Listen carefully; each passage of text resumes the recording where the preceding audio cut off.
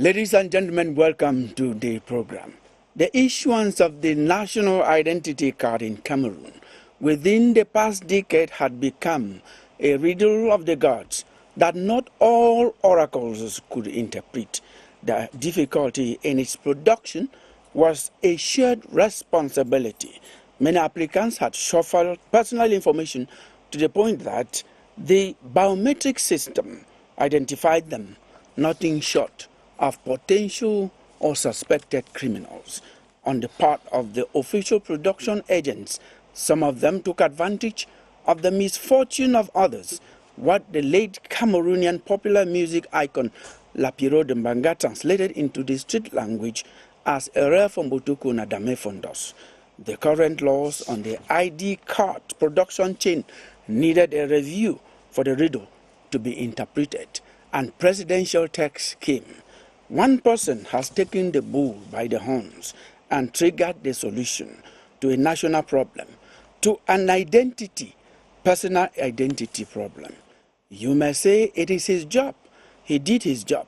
What he did was his job. Yes, we agree with you, but we also want to let you know that not everyone does their job.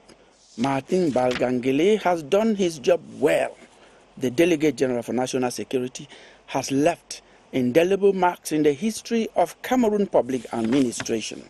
He did it for the passport.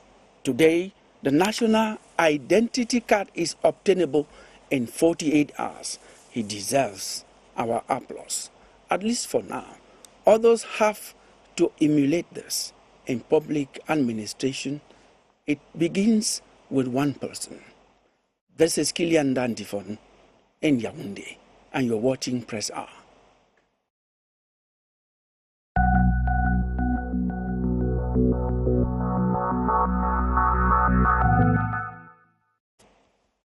National ID card in 48 hours. Yes, can't we? That is our focus on Press R today. But we have not forgotten that the day before, we had the International Women's Day celebrated around the world.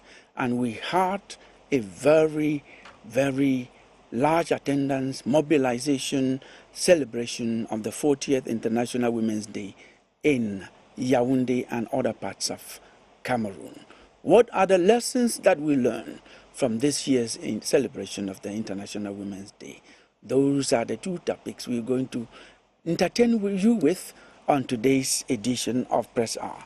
Yvonne Momabi is a civil society actor. He even likes to be called activist because that is exactly what he represents. Thank you so much, Yvonne, for accepting to come to the Press R set today on our invitation. Yeah, good afternoon, televiewers. Good afternoon, co-panelists. Thank you, Kilian. The pleasure is mine. Tatiana, on the other side of the set, the extreme left, Tatiana Kawa Adamu is an entrepreneur, a female entrepreneur. We have diversified the panelists on the set. You're welcome to Press R. Thank Tatiana. you, Kilian. It's always a pleasure to be here. Hello, viewers, and delighted co-panelists. Another lady in another domain, Sandrine Moma. Sandrine Moma is a peace journalist. She even is a corporate journalist, reporter. Thank you, Sandrine, for coming. Thank you for having me on the set, Kilian. Good day to all the viewers out there. Thank you for coming. Joseph Desiré Zebaze is a human rights defender. He defends the human rights. If your rights are violated, just ask for his number. He will answer and make sure that you get into your rightful position as a human being. Joseph Desiré, you're welcome. Thank you, Kilian. I'm so honored to be here with three venerable women. I don't know why you did it like that, but I'm so happy to have my sisters and mothers with me in this panel.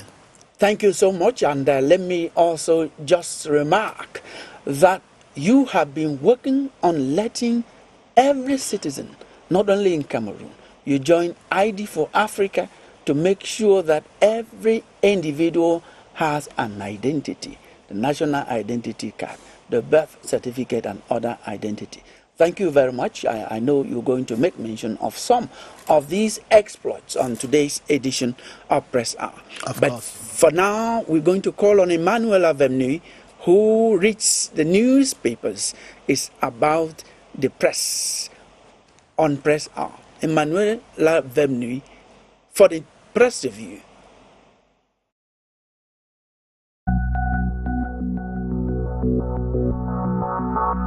And again, politics got the better of newspapers the week ending in Cameroon. Honorable OC is SDF's flag bearer in the Eagle's eye as SDF picks OC again for 2025 presidential elections in the Guardian Post. As Joshua OC is unanimously voted SDF presidential candidate in the post. I am ready to lead Cameroon, says OC in The Sun, then unveils nation-saving strategic plan in The Advocate. In the Voice of the Voice newspaper, it is OC's ambitious blueprint for a new Cameroon as he vows to resolve Anglophone crisis if elected in Newswatch. And as OC says he is open to alliance but not with extremists in the Herald Tribune, ace journalist Ailey Smith diagnoses SDF's capacity to build sustainable coalitions for democratic process in municipal updates. The median, however, wants to know if Joshua OC is political spoiler or serious contender for president, happening when anti-Biya regime sentiments resurrect in Europe in the Guardian Post. And immediately, Atanganji declares merciless crackdown on politicians fanning flames of violence on the same paper. Atanganji reinvigorates crackdown threats in The Voice. To Newswatch, Atanganji fires warning shots at Kamto. Kamto immediately accuses CPDM of recruiting foreigners to register for elections in the horizon. And as Minad Boss resumes intimidation on opposition, collective response to his excesses is proposed in the Horizon newspaper. Violence against state officials in Belgium is strongly condemned in Cameroon Tribune. To Cameroon Insider, government hits attackers and issues protest to Belgium. Coming after anti-Biya regime protesters battered Minister of Youth Affairs and Civic Education and Cameroon's ambassador to Belgium in the Guardian Post. Then Cameroon government promises to fish out attackers of state officials in Belgium in the Post newspaper. Just when Northwest Regional Assembly President is indicted by the Public Independent Conciliator for the region for dictatorship and favoritism in the Horizon, Municipal Updates reports that Northwest Conciliator uncovers discrimination and hate speech at the Regional Assembly. To Newswatch, Northwest Ombudsman unearthed grisly malpractices at Regional Assembly. The pilot reports that Northwest Public Independent Conciliator faults Northwest Regional Assembly boss for promoting hate speech and discriminatory staff recruitment. The interest of Newswatch is on the Public Independent Conciliator's report, which indicts Northwest councils for extortion again. To the Post, Northwest Public Independent Conciliator's report indicts Regional Assembly for promoting favoritism and accuses the Assembly for ignoring House of Chiefs and grabbing power. At a time, the pilot quotes French ambassador to Cameroon, Thierry Marchand. The Anglophone conflict will be resolved in the months ahead. And in no time, locals cast doubt on French ambassador's promise to end Anglophone crisis in the Post newspaper, especially as 73 war-fleeing Anglophones are stranded in Yaoundé in the same paper. The Horizon indicates that the 73 Northwest IDPs cry out for relocation in Yaoundé as they face extortion and have been expelled from government-owned shelter. Just when Bar Council decrees ghost courts over police molestation in the Voice newspaper, lawyers ground courts over rising brutality of security forces in the Guardian Post. Police harassment then sends lawyers to the streets in Newswatch. To the Horizon, Cameroonian lawyers observe 3-day strike over assault on PES as Bar Association protests police brutality against lawyers and civilians in the Post newspaper. Then the ingenuity of women in Cameroon is celebrated in Cameroon Tribune as week-long activities towards International Women's Day begin in Cameroon Insider with sport walks. The National Post then presents Women's Change Makers, While the Ultimate newspaper highlights outstanding Kupe Maninguba women, the Guardian posts, however, thinks fabrics shouldn't conceal marginalization of Cameroonian women. A major step forward in Sonora's reconstruction is announced in The Sun. The advocate indicates that first phase of a contract to reconstruct Sonora has been signed. A major breakthrough, Sonora's GM records, according to municipal updates, and so Sonora enters reconstruction phase after years of uncertainty in the dawn. The same story is equally carried by Eco Outlook. The Bekoko Limbe Idenna roadworks are said to begin in municipal updates. At the time, the Post headlines, "Welcome to Cameroon's garbage and political capital." Until I come your way again, this is your Hour with the Press.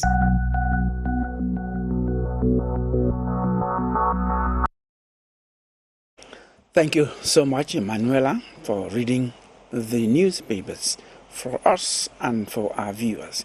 Ladies and gentlemen, you missed nothing if you did not go to the stands. You just need to watch Press Hour. We're going to review the press for you, as Emanuela does every weekend. Now, our topics again, for a reminder: national identity cards in Cameroon in 48 hours. Now, the passport in 48 hours, the national identity cards in 48 hours.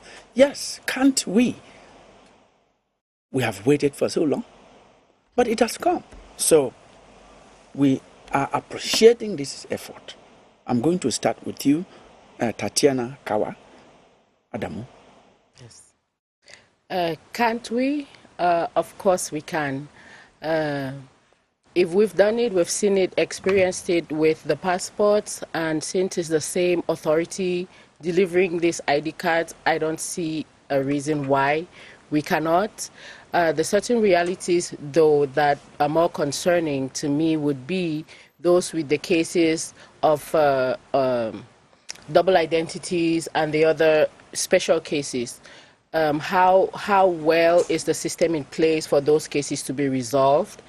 We have stories of people who have spent a lot of money in the near past in order to resolve these issues. It's true that it's fraud, and a lot of people, because of the certain realities of Cameroon, have tried to alter one information on their identity for reasons best known to them. However, I do believe that a large number of these people do so ignorantly without really knowing the consequences, and I believe they've been punished enough.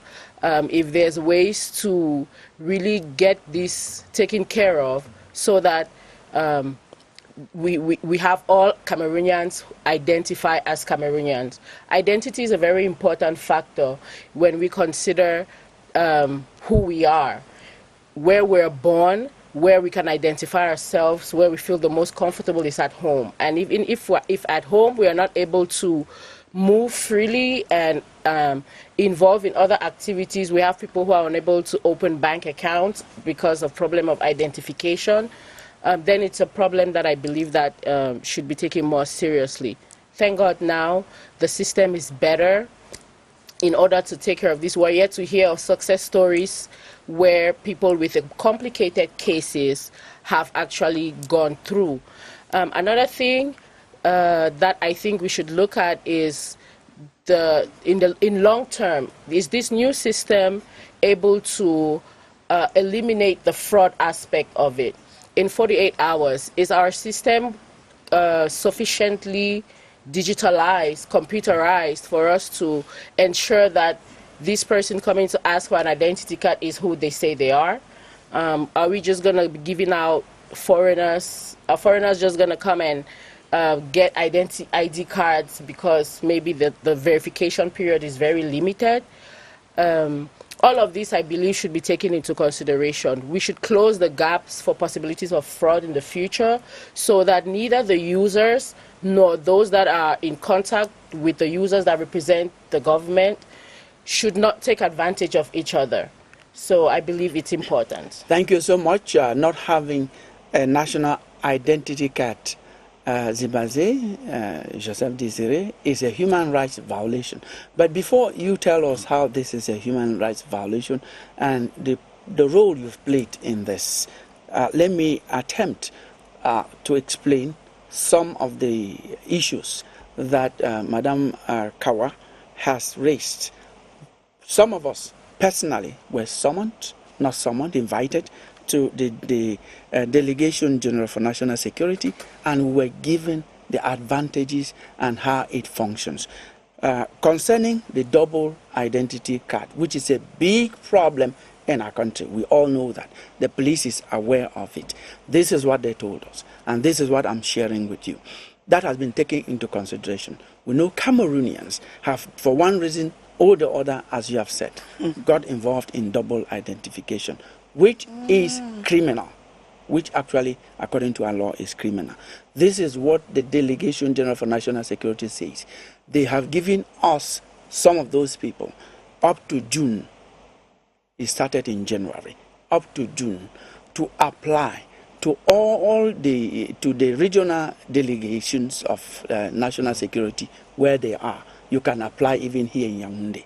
Apply to them, stating exactly why you change, and then giving the two options, the two identities you have, one for this reason, one for the other. They will talk with you, and then use one, delete the other from the machine, and you will have one identity card. I'm talking with proofs. I went there. I was told this information at the Delegation for National Security. Now, for other cases, yes, the other cases will be sorted out. Long term, will it be eliminated? That is exactly why the system, they told me, is in place, to make sure that one person has only one identity. You know, or elsewhere in the world it works. When your fingerprints, even just one, is applied somewhere, all information about you is there. No double identity if that is eliminated. So they have told me this. I'm sharing this with you on the panel. I'm sharing this with our people out there who may want to know. Also, those who registered recently, they told us that they are going to come out with a list of all those who have receipts that were given them in the old system. The names will come out with the complaints, why your identity card has not yet come out. If it has not yet come out and there is no problem, you will have your ID card in the new system with what is happening. If you had a problem, it will be stated to you, you correct it, and then you'll be given access to the new identity card. Yes, now to you, Joseph Desiri. Refusing someone national identity card is actually a violation of human rights. I think so. We should applaud this measure that is going to make Cameroonians, we know how many we are, and they know how to go about our business. Yes, of course, Killian. And we have been working on this issue, especially since 2023. We released a position paper, we sent it to the President of the Republic, proposing some solution, and we believe that in 2 years advocacy, some of the measures that have been taken in the 2 decree of the 28th of February are from this process. Yes, that presidential decree. Yeah, that those permitted two, the Delegation General for National Security, or the Delegation Yeah, General. those 2 presidential decrees. And we believe that there are many things inside the decree, especially the one of the number 058, where we have been pleading and applying for interoperability, for example, meaning that the ID system should be connected with the taxation, should be connected with the birth certificate system, should be connected with the passport system, so that at the end of the day, all those issues are connected, all those systems are connected, and it is taken in consideration in the decree number 058. So we thank on that, and we are also seeing that at a time when a decree is taken like that, some administration may take a year, but the next day on March, we have been experiencing on the field that the national delegate of Delegate General for National Security. Delegate General for National Security has already taken measures that even in Lolobodorf, we watch it, people are experiencing the 48 hours, the issuance of the ID card. So we are so happy on it. And at the international level, I have been invited to attend from the 20th to 23rd of May in Ethiopia, Addis Ababa, the annual general meeting of IG for Africa, where this best practice will be shared among the other countries, one of the countries that will be there. So I'm one of the speakers on the session concerning identity and dignity. So we're sharing this best practice. Thank you. We are so happy for this accomplishment at the level of Cameroon. Thank you so much, Sandrine.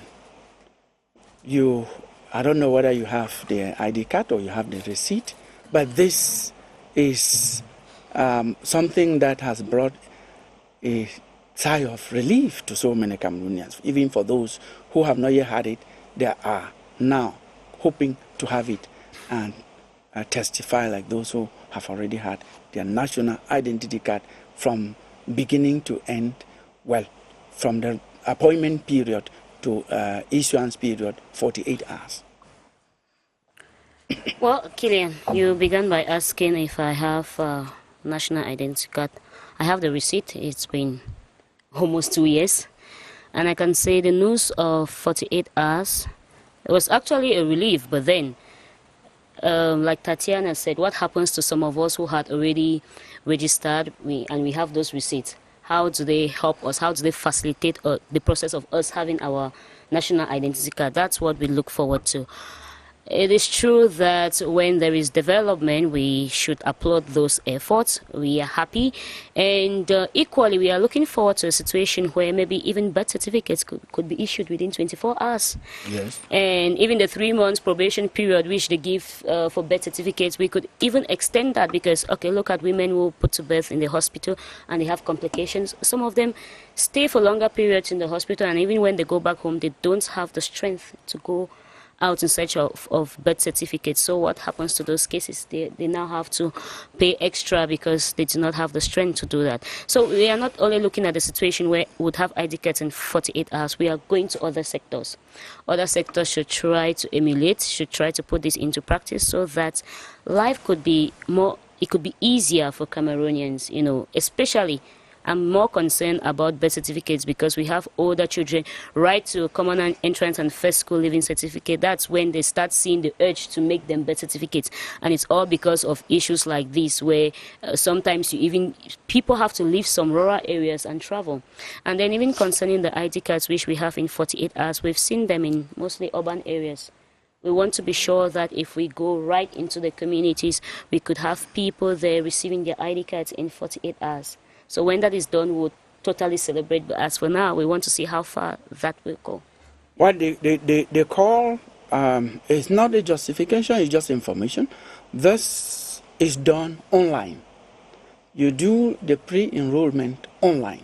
We mean that wherever you are and there is internet, you're going to enroll. You'll be given an appointment. So distance, as it's locally commonly said, it is not a barrier. And they have plans to create centers. They are going to create, they told us, I continue to talk about what I was told at the National Delegation for the Delegation for National Security, that they are going to buy electric generators to take to places where there may be internet with band. Yes, you were actually, Killian, yes, we are looking forward to that because do you know in Cameroon we still have communities where you cannot access the internet if you don't go to a particular spot. So we are looking forward to that. Until then, that's when we'll say, okay, we can now totally celebrate this. Because if it's only at the level of Yaoundé, Douala, Bamenda, Maroua, Garoua, and we go right into the suburbs and those people cannot benefit from these services. We're going to move to an event to Yvonne, our sister, senior Yvonne. But just to remark to you first, Sandrine, that internet is not the problem of the police. It's another sector. So you are saying other sectors should play their role. The police is playing their own role now. Yvonne?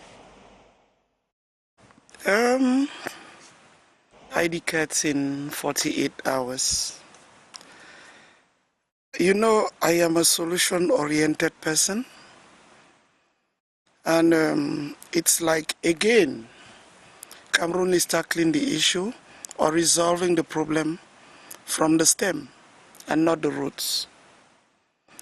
What pushed Cameroonians to start multiplying their ID cards or having double?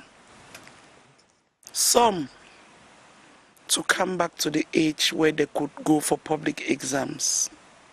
Some politically motivated because at one time the windows to access ID cards were just everywhere for voter reason. Free IDs were established. And those are most of the cases you find in that basket of fraudulent ID cards. It's laudable that after this length of time, we've realized that every Cameroonian has a right to be identified individually as a Cameroonian. Let's go back to the roots, which is birth. Births should be registered. And automatically, when you get to the age of an ID, that springs up. It's not rocket science. We just decided to remain analog, to practice the analog system. And I recommend also that if our civil status in general from birth is registered, I don't know whether we need again to start going out to count Cameroonians, do a population census. Let all the other stakeholders in this chain queue up and make life easy for Cameroonians. We have non-Cameroonians who are a huge chunk of those who have those ID cards. For electoral reasons or for what reasons, I can say to gain our nationality just from the ID level, we will also need to, even at the council levels, those who issue these fake birth certificates for people to go up to having national ID cards and at the end of the day being identified like double ID. Some don't only have 2, 3, 4. I've had cases of people with that many. It is, I'll record it in 2025 like a step forward, but let's go back to the roots, start cleaning from there and coming up so that I'll go back and quote Mr. Biya, who said, I would like to leave Cameroon like one who brought democracy. That democracy should be at all levels. Cameroonians should feel comfortable with their... I have found myself with a non-Cameroonian at the police station, but that person could come out with a Cameroonian ID card. And I was like, oh no, I know this person, I even know where this person is from. You don't treat us like equals. Can they give us back a reason? Can they give us back the dignity as Cameroonians? It's Cameroonians first before all those others. Exactly. Whoever you are, whatever position you hold, you are first of all a citizen of the country. And I think from what you have said, this is the solution. Thank God you are a solution-oriented person. Once this is digitalized, made completely biometric, what is happening now? Politically, as you raised, it would be very difficult for one person to have more than one ID card. That is going to also be a political success. Yeah, that should be taken even to the voter registration. Imagine we just had that system. Immediately you come to an office, pop up the check and they know you are Cameroonian. Why not even give out the voters' cards automatically or after 48 hours and attract Cameroonians back to the political process and electoral process in Cameroon? I think all of that is possible. It just needs the will with Lord, the Delegate General for National Security. I was impressed when he went to the Southwest and complained about roads. That was also a clarion call. All stakeholders to the social well-being of Cameroonians should sit up and make life comfortable for Cameroonians. Now, this is where the point is. We should make this clear also. And I want to have your opinion on this. It's not like saying, if you go there with fraudulent documents, you're going to be given a national identity card. Yeah. If you have all your documents, what Madam Kawa raised, and what you also said, that some public agents took advantage of this, and they turned it into business. Mm-hmm. Now, if you go there with your full information, you don't meet anyone, any obstacle on your way. You have your ID in 48 hours. So we should be asking ourselves, do you have all your documents that have no fraud? Are you ready to go and declare where you made conscious or efforts or mistakes and there is a problem in your card? Yes, you're going to start now. I think the first certificate we acquire in Cameroon is the first school living certificate. You have a birth certificate, which is just a normal, which should be a normal document, is the first school living certificate. Most of these IDs are for age issues. Can we ask people to come up with their first school living certificates? Like the bona fide document that identifies you. Because I had a case she sent to me and I realized she had with four different ages. The same person, but with 4 different ages. So if age is the problem, an example, people should come with their first school living certificates. I had mine in the 70s.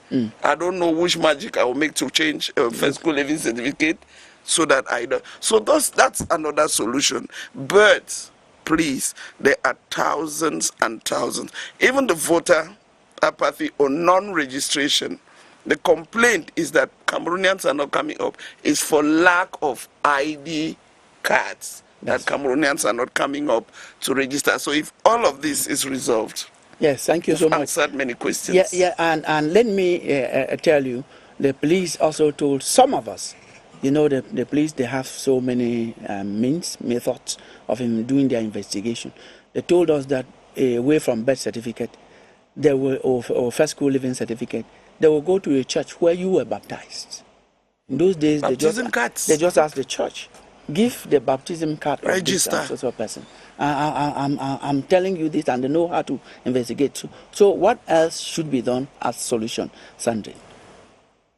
Well, just as you said, and as Madame Yvonne raised earlier, if we have to go back to the drawing board, down to common entrance or first school living certificates, you'll see that it will be difficult to change some of this information we have, the reasons why people want double identity or triple or whatever. And even back to the base, let's start from birth certificate. Like I said earlier, if it is digitalized and you already have your birth certificate registered, maybe stored in a drive or in cloud or wherever, the moment you want to do an ID card and they ask you what is your name, they just click on your name, your information comes, where you were born, when you were born, the time, maybe if they want to add a midwife, whatever.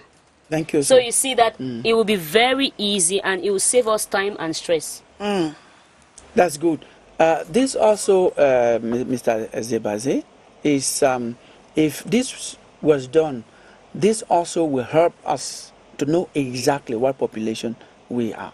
Because if you look at double identity cards, double birth certificates, it's possible that this counts on the number of people we count in Cameroon. If one person, Yvonne says, has 4 ID cards, it's possible that the person could be counted 4 times. So, in terms of population, what does this measure of the Delegation General for National Security going to do for our country in terms of human rights and the numbers? Yeah, of course. For us, when we are speaking about human rights, we are focused on what the laws is saying. So when you go to Article 2 of the new decree of the 28th of February, you will see that there is a full direction that has been created at the national delegation, the National Center of Identification Title Production. So they have some clear missions, like implementing the national policy. I don't think that the issue of double identity is really a big problem, because we should make sure that, we should have statistics. I'm not sure that 10% of Cameroonians have it. The real problem that we want dignity, we want interoperability, and you will see that in this Article 2, they have give mission of interaction, interconnection, interoperability with the other identification system. People in school now, in secondary school, know that each student have a number that you cannot change. That's another good example. Yeah, so if we connect our birth certificate system that is run by BUNEC with the taxation, with the school, with even this public health data and others, so at the end of the day, we don't have to be here arguing again, because all the data, when you give your name, when you put your fingertip somewhere, they know that this is the person, and they know all what about. And it is at that moment that we are also begging that we should not use those information against the owners. Yeah, we really need to build trust between the population, between the citizen and the state, that is taking all those data, and there should be a sort of confidentiality about the data. The data should be used to promote my rights, not to go against me and bringing human wrong situations. Thank you so much. You've used one other example that we treated here on Press R, the reformer, the Minister of Secondary Education, Professor Nalova Lyonga, who has instituted in all secondary schools the unique identifier. Means that any student anywhere, even when you change your school, you remain the same person. Yes. Those are examples. We have things that are changing. Exactly. Today, we have the Minister of Public Health, of Public Service and Administrative Reform, the Minister of Public Service and Administrative Reform, Joseph Lay, who has the new personalized, computerized management of state functionaries. That is ugly. That is also reversing the trends, the ugly trends that we knew before. So we have people in this administration whom awards should be given if I were the one to choose. Yes, Kilian, please, just before you go further, I want to say it's a whole chain. You know, secondary education has instituted this, and now we have the Universal Health Coverage Program from the Ministry of Public Health too. So you see, it's a whole chain. If we are able to harmonize this data, it makes it so easy. Like, okay, every day we are trying to urge people to enroll in the Universal Health Coverage Program. But now, if there was a harmonized system of information, right from birth certificate, we know with a single click we get your information, and even the process of registering you will not be so difficult. If we start maybe taking even, it's true that when you are born, maybe as you grow up, your image might change. So maybe when we get to the level of ID card and you already have your image there, that image, immediately they want to enroll you for a program like Universal Health Coverage. They already have your image, they have your information. It doesn't take time. So in a few minutes, you go in there, they print your card, they hand it over to you. But then, because we don't yet have that harmonized system, it still makes it a bit cumbersome. Yes, Tatiana Kawa. Yes. You raised so many issues from the beginning, pertinent issues. We attempted to explain from what we know from the police. Now, after the panelists have gone round, you now have the last word on this topic to tell us now, after some of the issues we raised, we've had some attempted explanations or solutions to them with the little information we have from the police and other public administrations.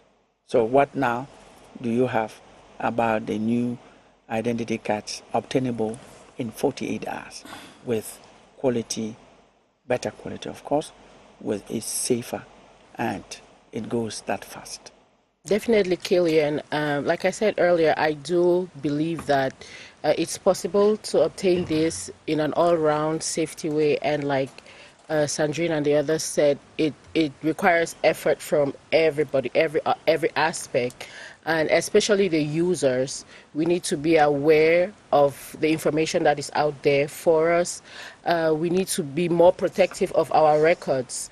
There's so many cases where, for some reason or the other, even getting the baptismal cards and first school living certificate, personally, I don't think I've ever seen my first school living certificate.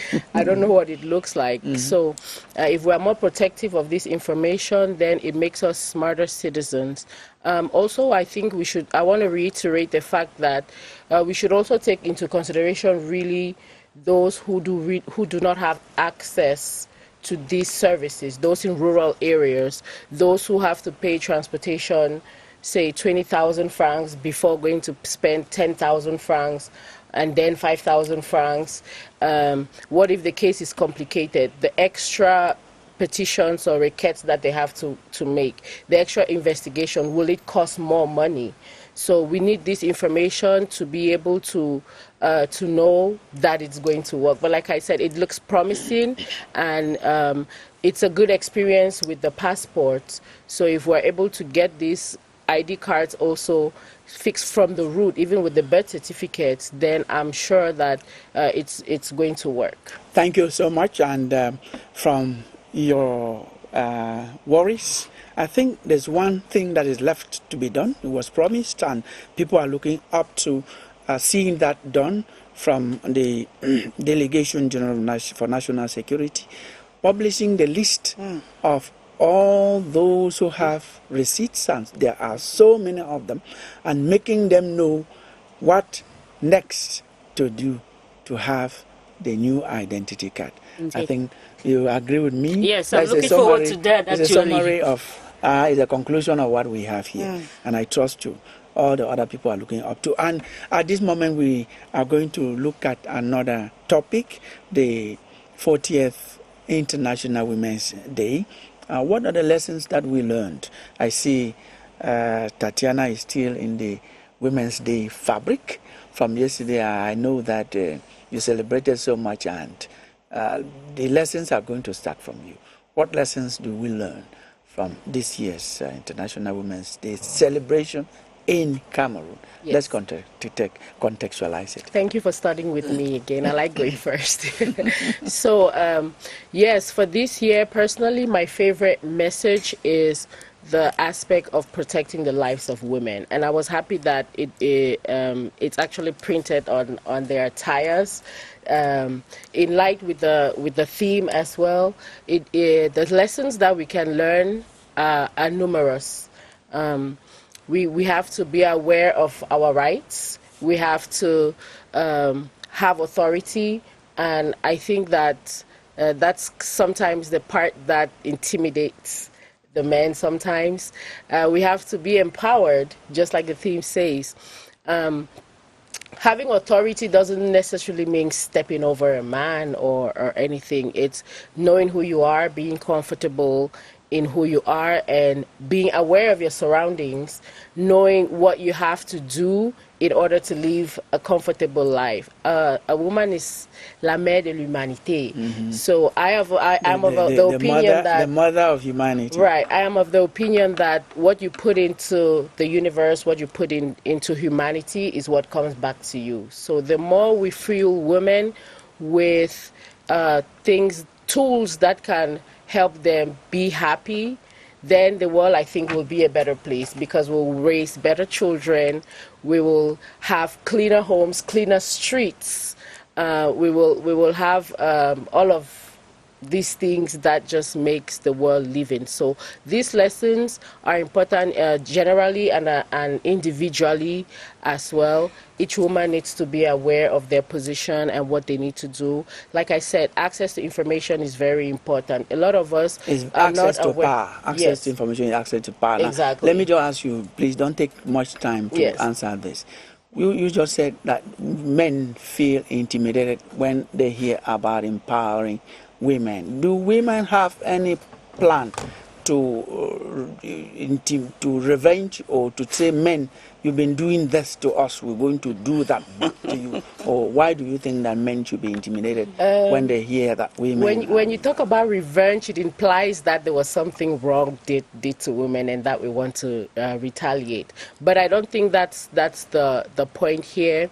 I just believe that women tend to be more can nurture more, and what intimidates men sometimes is the fact that I think the men that get intimidated are kind of insecure and have little self-confidence in themselves.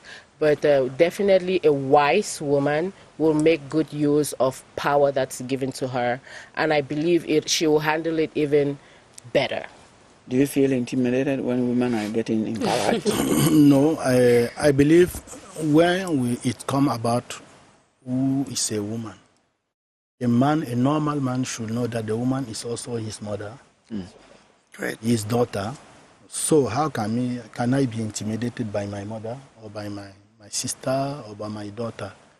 I think they will tell you to go and fetch water. Yeah, I think the men are the people that should be encouraged to really support the women, to empower the women so that they can help the family too.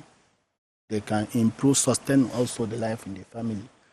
I'm not intimidated. I'm someone who is, and you can see that I'm alone in this. Yes, and you're feeling in this panel. I'm feeling very well. Confident. I'm confident because I'm with women. Yeah, you're good. Yes, Sandrine, the lessons that we learned this year in the celebration of the International Women's Day in Cameroon. I think I'd want to take us a little bit away from the lessons we learned, but what narratives have we really changed this year? Yeah. Personally, like we were on the panel yesterday and we said it shouldn't just be a day. It should be a whole month of activities, awareness programs. And these awareness programs should not be just for the women, because I think we've gone through so many trainings, even more than the men. I think we need more seminars for the men, because these men have to understand some of the plights of women. And how do you understand if you're not trained? Every day we go for training. I think you see that a lot. You see flyers, women's empowerment program and stuff like that, but how many do we see for the men? So sometimes we take the pain of going for these training programs, we empower ourselves, and the men think they don't need empowerment. So sometimes it's reduced even to zero, because by the time we come back home and we are trying to explain, they don't even understand from the perspective which we are looking at it. So let's not look so much at what lessons we've learned, but what narratives have we changed this year. Let's look forward to periods where we are going to be celebrating a whole month. We have a whole month set aside to commemorate the fight against HIV and AIDS. Why not we set out a month to commemorate the woman, you know, sensitize more women, and equally the men who have to accompany the women in achieving these objectives, like they put it in most cases. So let's go back to the drawing board and let's try to change the narratives in our society. Let us know that sensitization and empowerment is not just for the women. The men need it too, to understand us. Now, Yvonne, is it lessons, or we want to continue on her course to say what are the narratives change, because I see they are all related? That was just one day. But we are 30 years after Beijing. So we should go back to the Beijing platform for action and ask ourselves, where are we? An introspection, we do an evaluation. In all aspects of life, how much has improved in the perception of mainstreaming gender in all policies. Yes, about yesterday, I tried to watch on TV. I realized that the woman, the Cameroonian woman, is now more comfortable commemorating this day of women's rights, no longer attaching it to a fabric. I saw in the hinterlands, women came out in whatever attire, and freely paraded, celebrating themselves, showing their resilience. We think that she mentioned a month. I am not for the fact that one day out of 365 or 66 is perceived as a day women are given their rights. You have Women's Our Day, rights you have are Mother's Day, No, you no. have Real Women's Day. If you all have so of this many could days for come the up, woman. In a Killian, is because the gender gap is there. It's really wide and needs to be bridged. You have daughters. You will not want them to live like my mother lived Not at or all. as I lived. You want them to feel the same like their brothers. You will treat them the same like their brothers because the brains are the same. The only difference is the physical. So we are talking about a day where women should reminisce or go back to what women did on that day. Yes, these were factory workers who came up on that day. Cameroonian women should not be given effigies to carry and parade the streets. Cameroonian women should be able to come out and But that's feel sensitization. Sensitization about people's effigies or Also, political campaign. It also Some depends. carry We have even heroes. messages Messages they they don't, don't read, even read. they are They not hold aware placards. of. Please give women the opportunity to come out and express themselves. 30 years after Beijing, I wouldn't have expected in the capital of Cameroon a parade on the streets. I would have expected a conference where women are doing an evaluation and evaluating the past and charting a way forward for sustainable development in this country to happen on a level let the playing ground be level. You are a woman leader. Yes. A woman empowerment leader. Also, you are a human rights leader of women. I think what you're saying makes a lot of sense. But where I think that you should not delete one to include the other is coming in with a conference when during the 1 month you are clamoring for, you can have the conference, during but the you whole have year. the parade. During the whole year. The parade has its place. It has The conference no place. has its It place. has no place. We don't have time for orgies. Please, we have gone past that narrative. And now we now need to use our brains. The women can change the narrative. They can cause a paradigm shift in this country, being a majority of the population. You don't need to go to the streets and parade before the world will know that you commemorated a day. I saw elsewhere a group of women being visited by their head of state in their farm, producing onions in tons. As part of activities. Not activities. Yesterday, the 8th of March, they were on their farms in a group farming, initiative. harvesting. Such initiatives are what are going to put food on your table, not parading with effigies and messages that you yourselves are not conscious of. I'm not going to extend that. I would rather ask you this, all of you, and beginning with you, Yvonne. I expected one of you to talk about the fact that we don't have excesses again, we don't have deviances as we used to have before. That is a lesson. Please change that narrative. When the men do the excesses, some went for whiskey drinking competition. I'm sure both have died in Kongsamba. Did that? Are you talking about men or women? Why is it that when it's about women, you point your 10 fingers on them? No, when it's about men, we want don't heroes. Even want, look, heroes. Those are isolated cases. Say we are equal. Those are isolated cases. No, we want to come and put on the table. We didn't go to look. Drinking and having their excesses is their human rights. For women? Why not? They are and humans. Misbehaving. Human. And misbehaving. Human rights. Exposing their nudities. It's you. That's your perception. That is misbehavior. Give that woman her right. She knows what she needs. It's not about drinking. Do some of you men not go out there to drug these women so that they carry the cover? and you take it to transform into an issue of discussion. I saw so much news about a woman doing what in food. Men do that too. We watched it on social media. That was not highlighted. Please, when it comes to women, consider us equals. Cut us some slack. Are you saying you will not think that saying, one day men do the exercises for 366 days. Thank you. You are taking you are taking it also to no, please. No, it's okay. Your point has gone through. Fingers. Your point has gone through. Consider that woman out there who does and did your mother, give the three your other sister, panelists, your wife, give the three other panelists the opportunity. You will not be that equal opportunity. Those stereotypes will not be used. Maybe I should just cue in from what she was saying. Is it about the same idea? Because we have two other. Yeah, I understand.